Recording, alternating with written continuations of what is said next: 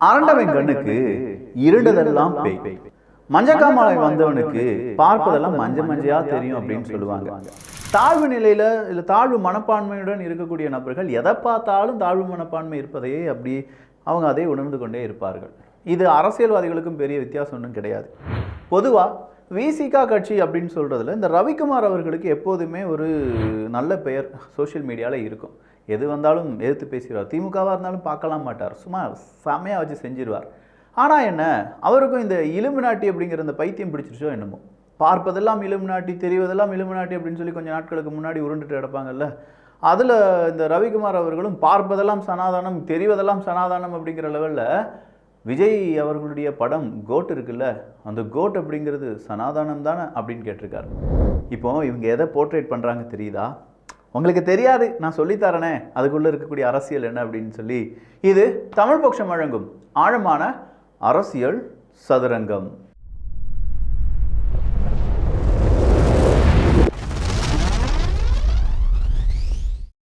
விஜய் படத்தின் தலைப்பில் சனாதானம், the greatest of all time என்பது ஒரு சனாதான கருத்து இல்லையா?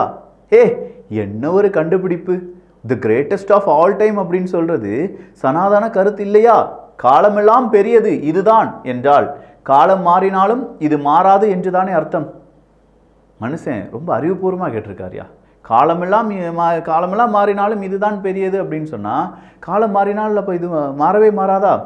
என்றும் மாறாதது என்பது தானே சனாதானம் என்ற சொல்லின் பொருள்.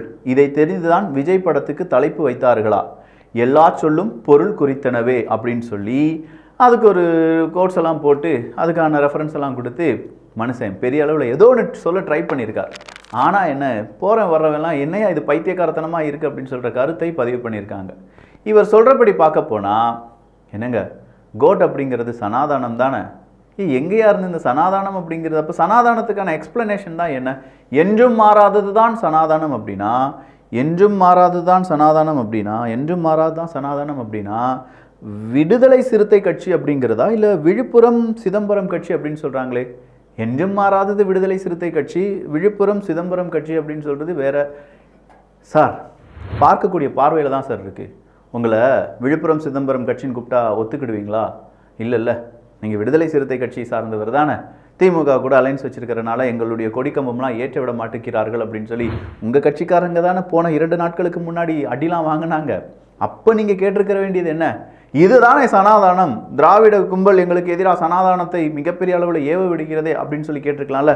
இன்றைக்கி ஒருத்தர் அரசாங்க பள்ளியில் போய் ஸ்பீச் கொடுக்குறாரு, மோட்டிவேஷன் ஸ்பீச் கொடுக்குறார். கேட்டால் மறுபிறப்புங்கிறாரு, நிறைய விஷயங்கள் பேசுகிறார். ஆனால் அது அந்த குழந்தைகளிடம் பேச வேண்டியது தானா? திராவிட மாடல் அரசாங்கத்தில் இப்படி ஒரு நபர் எப்படி ஸ்பீச் கொடுத்தாரு அப்படிங்கிறத இன்றைக்கி நிறைய பேர் கேட்டுட்ருக்காங்க. அப்படின்னா இந்த திராவிட மாடல் அரசாங்கம் திடீர்னு பார்த்தா ஒட்டுமொத்தமாக ஆன்மீக அரசாங்கமாக மாறி வருதோ அப்படிங்கிற ஒரு சந்தேகம் பலருக்கும் வர தொடங்கியிருக்கு. முருகன் மாநாட்டுக்கு 300 கோடி ரூபாய்க்கு மேலே நாங்கள் செலவு பண்ணியிருக்கோம் அப்படின்னு சொல்கிறது, அது வழியாக ஒரு கல்விக் கொள்கை அப்படிங்கிறத ஏற்பாடு செய்தது. அடுத்து அம்மன் மாநாடு ஒன்று நடத்திடுவோம் அப்படின்னு சொல்கிறது. இன்னும் பல கோவில்களுக்கு நாங்கள் என்ன செய்ய போகிறோம், மிகப்பெரிய அளவில் தொன்றுகள் ஆட்டப் போகிறோம் அப்படின்னு சொல்லியிருக்காங்க. இது எல்லாம் பார்க்கும்போது கொஞ்சம் எரியுதடி மாலா மு.க. ஸ்டாலின் அவர்களுடைய டயலாக் தாங்க இது. ஏதோ நான் தனியாக சொல்கிற மாதிரி எதுவும் பேசி விட்டுறாதீங்க, ஐயா சொன்னதை அடியேன் சொல்கிறேன் இங்கே. அப்போ இங்கே சொல்லக்கூடிய the greatest of all time அப்படின்னு சொல்கிறது சனாதானம்லாம் கிடையாதுயா. அது ஒரு இங்கிலீஷ் ஃப்ரேஸ்னால் என்ன, ஒரு வார்த்தை சொல்லுவாங்கல்ல, அந்த மாதிரியான ஒரு வார்த்தை. அந்த வார்த்தைக்கு போய் நீங்கள் சனாதானம்னு கேள்விப்பட்டீங்க அப்படின்னா, இங்கே திராவிடம் அப்படிங்கிறது ரா இருக்கே, நீங்கள் இன்டெலிஜென்ஸ் ஆஃபீஸரா அப்படின்னு கேட்குற மாதிரி இருக்குது. என்ன அது ரிசர்ச் அண்ட் அனாலிசிஸ் விங்கினுடைய இருக்கே, அப்போ நீங்கள் ராவை சார்ந்தவரா அப்படின்னு சொல்லி கேட்டுடலாமா? இவரெல்லாம் யார்?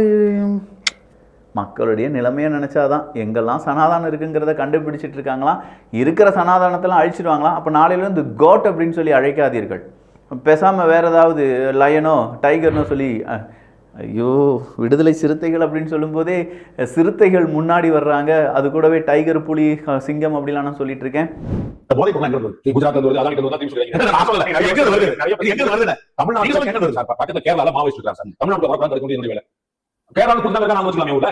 வந்து பாதி ஒன்று நடக்குது. அப்ப நான் எப்படி காப்பாற்ற முடியாது? கூட்டாட்சி தத்துவம் தான் சார். சட்டம் ஒழுங்கு உங்களுக்கு சார், கூட்டாட்சி இல்ல. சட்டம் ஒழுங்கு ஸ்டேட் சப்ஜெக்ட். இந்த ஊர்ல ஒரு சாதனை வைக்கிறாங்க, கலச்சாரம் வைக்கிறாங்க, 60 சாதனை போது பண்றாங்க, நான் பொறுப்பு. அது நரேந்திர மோடி அதான் மனுஷன் வச்சு செஞ்சிருக்கார். ரங்கராஜ் பாண்டே அவர்கள் பெருந்தகை இருக்கார்ல, செல்வ பெருந்தகை அவர்கள், அதான் காங்கிரசினுடைய மாநில தலைவராக இப்போ இருக்கக்கூடிய நபர். அந்த இன்டர்வியூ யாரெல்லாம் பார்க்கலையோ தயவு செஞ்சு சொல்கிறேன், ஒரு தலைவர் ஒரு உண்மையான ஒரு பத்திரிகையாளருடைய கேள்விக்கு எப்படி உருட்டுவார் மிரட்டுவார் அப்படிங்கிறதெல்லாம் அந்த இன்டர்வியூ வழியாக நீங்கள் தெரிஞ்சுக்கலாம். ரொம்ப நாட்களுக்கு பிறகு ரொம்ப நல்ல கேள்விகள், அதே நேரத்தில் பதில் சொல்கிறதுக்கு சில பெருந்தகை அவர்கள் ரொம்பவே ட்ரை பண்ணியிருக்காங்க. பட் மடக்கன கேள்விகள் அப்படிங்கிறது எல்லாமே அந்த இன்டர்வியூவில் பார்க்க முடிந்தது. அடுத்ததா சிதம்பரம் கடைக்காரர் வீச்சருவாளை காட்டி மிரட்டியதோடு பெட்ரோல் ஊற்றி பிளாஸ்ட் பண்ணிடுவேன் என்று கூறி ரகளை செய்த சரித்திர பதிவேடு ரவுடிகள், ஒருவர் கைது, முக்கிய நபர் தலைமறைவு. சார் ரவிக்குமார் சார், உங்களுக்கு தான் இந்த மெயில். விழுப்புரம் சிதம்பரம் அப்படின்னு சொல்லும்போது நேராக அவங்க கடைக்கு வந்துடுதுல்ல, அங்கே இருக்கக்கூடிய கடைக்காரர்களை பார்த்து ரவுடிகள் மிரட்டுறாங்களாம். பெட்ரோல் ஊற்றி கொளுத்தி போடுவேன் பார்த்துக்கோ, ஆமாம் என்னட்டெல்லாம் வச்சுக்கிடாத அப்படின்னு சொல்கிற அளவுக்கு இங்கே என்ன வந்திருக்கான், ரவுடிசம் வளர்ந்திருக்கிறது அப்படின்னு சொல்லும்போது உங்கள் தொகுதி தானே சார், பார்த்து சார் அப்படிங்கிற மாதிரி இருக்குது. அடுத்தா திருச்சி நடுரோட்டில் அட்டகாசம் செய்த 50 இளைஞர்கள், அதிர்ச்சியில் மக்கள். வேறு யாரும் கிடையாது, விஜய் அவர்களுடைய ரசிகர்கள் தான். கோட்டு படம் ரிலீஸ் ஆகுதுல, சும்மா சர்ரு சர்ரு சர்ருன்னு பைக்கிலலாம் போயிருக்காங்க. ஹெட்லைட் போடலையா, அந்த பக்கமாக ஹெல்மெட்டு போடலையா, சைட் ஸ்டாண்டு அப்படியே கீழே தரன்னு இழுத்துட்டு போயிருக்காங்களாம், இண்டிகேட்டர் போடலையா, நிறைய வயலன்ஸ் அப்படிங்கிறது நிறைய விதமான விஷயங்கள் செஞ்சுருக்காங்க. பட் எதுவுமே இப்போ என்ன செய்ய முடியல, அவங்கள தடுத்து நிறுத்த முடியல அப்படின்லாம் சொல்லியிருக்காங்க. அடுத்ததாக வந்திருக்கக்கூடிய செய்தி என்ன அப்படின்னு பார்த்தீங்கன்னா, தஞ்சாவூரில் பெண் கூட்டு பாலியல் வன்கொடுமை. இதை பற்றி நம்முடைய ஊடகங்கள் பேசுமா என்று கேட்டால் பேசினாலும் 1 மணி நேரத்தில் அந்த வீடியோ டிலீட் பண்ணிடுவாங்க. வர வேண்டிய பேமெண்ட் கரெக்டாக வந்துருச்சா, பேசிட்டோம், எப்போ பேசிட்டாங்க, ஒரு பேமெண்ட்டை போட்டுவிடு அப்படின்னு சொன்னால் டிலீட் பண்ணிட்டு போயிட்டே இருப்பாங்க.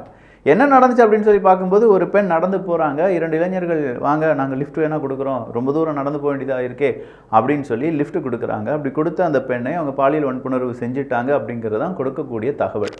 ஆனால் இந்த இடத்துல நடக்கக்கூடிய இன்னொரு விஷயம், அதை சிடிஆர் நிர்மல்குமார் அவர்கள் ஒரு ட்விட்டர் பக்கத்தில் பதிவு பண்ணியிருக்காங்க.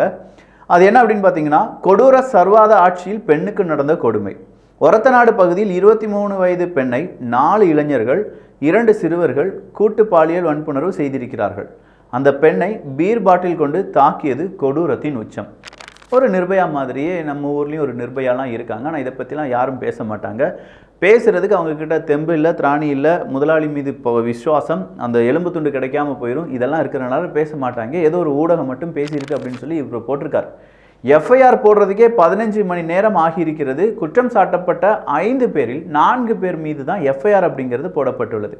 இது கேட்பதற்கு நாதி இல்லை. இப்படி ஒரு ஆட்சி நீங்கள் தொடர வேண்டுமா முக ஸ்டாலின் அவர்களே, MK ஸ்டாலின் அவர்களே அப்படிங்கிற கேள்வியும் இந்த சிடிஆர் நிர்மல்குமார் அவர்கள் கேட்டிருக்காங்க. சரி, இதோடி மட்டும் நிப்பாட்டிடலாமா அப்படின்னு பார்த்தா, அரசியல் சதுரங்கம் அரசியல்வாதிகளை பற்றி எதுவும் பேசின மாதிரி இல்லையே அப்படின்னு கேட்டால், ஜாஃபர் சாதிக் இருக்கார்ல, அயலக தலைவர், திமுகவினுடைய முக்கியமான ஒரு மண்டலத்தினுடைய அயலக தலைவராக இருந்தார்ல சாதிக், இப்போ தான் அவர் தூக்கிட்டாங்க.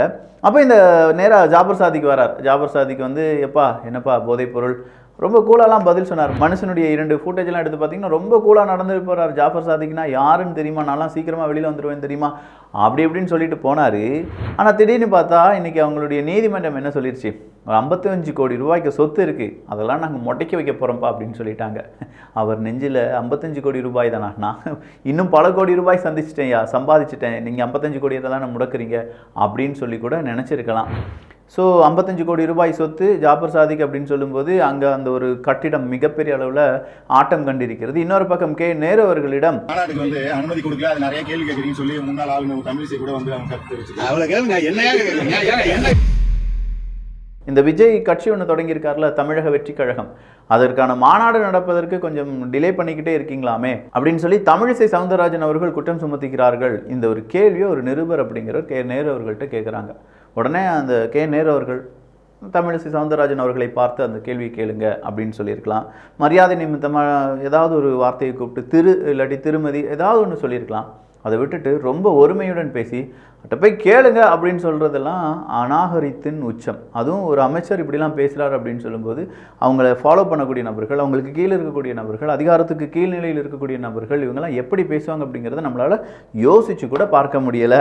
இங்கேயும் சனாதனம் வந்துருச்சோல, கோட் அப்படிங்கிற படத்தின் பெயர் சனாதனம்.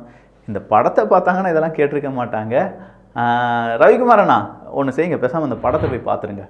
சனாதானம் பேசியிருக்கா இல்லை வேறு ஏதாவது கான்செப்டை பேசியிருக்காங்களா, என்ன தான் உங்களுக்கு புரிஞ்சிச்சு? 3 மணி நேரம் சும்மா வச்சு செஞ்சுருக்காங்க. நீங்கள் போய் வேணால் படத்தை பார்த்துட்டு வந்துடுங்களேன். நல்லதை பகிர்ந்து நல்ல சமுதாயத்தை உருவாக்குவோம். நன்றி, வணக்கம்.